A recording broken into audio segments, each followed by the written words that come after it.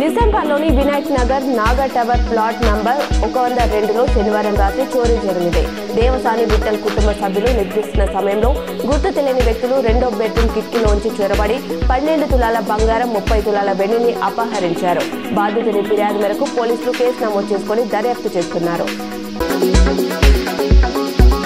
తెలంగాణ వ్యవసాయ విశ్వవిద్యాలయం BSc BTech కోర్సులలో 2025-26 విద్యా సంవత్సరం నుంచి రైతు కూలీల పిల్లలకు 15% ప్రత్యేక కోటాను అమలు చేయనుంది.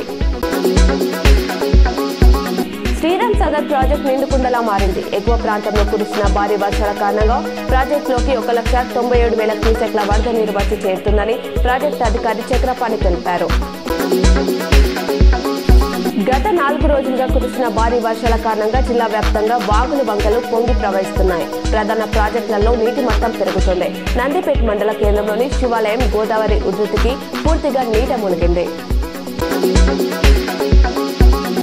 నిజామాబాద్ జిల్లా ఆలూరు మండలం మాచర్ల గ్రామానికి చెందిన రవితకు పురిటి నొప్పులు రావడంతో 108 అంబులెన్స్ ను దేగం ప్రభుత్వ ఆసుపత్రికి తరలిస్తుండగా మార్గం మధ్యలోనే నొప్పులు ఎక్కువయ్యాయి. అంబులెన్స్ సిబ్బంది సమయస్ఫూర్తి వ్యవహరించి వాహనంలోనే విజయవంతంగా ప్రసవం చేయించారు. ఎల్లారెడ్డి నియోజకవర్గం గాంధారి మండలం మొడిసాసక్ వద్ద వాగు ఉధృతంగా ప్రవహిస్తూ రోడ్డుపైకి చేరడంతో గ్రామస్తులు గ్రామ పంచాయతీ సిబ్బంది అప్రమత్తమయ్యారు. గ్రామ పంచాయతీ ట్రాక్టర్ను అడ్డంగా పెట్టి రోడ్డును మూసివేశారు.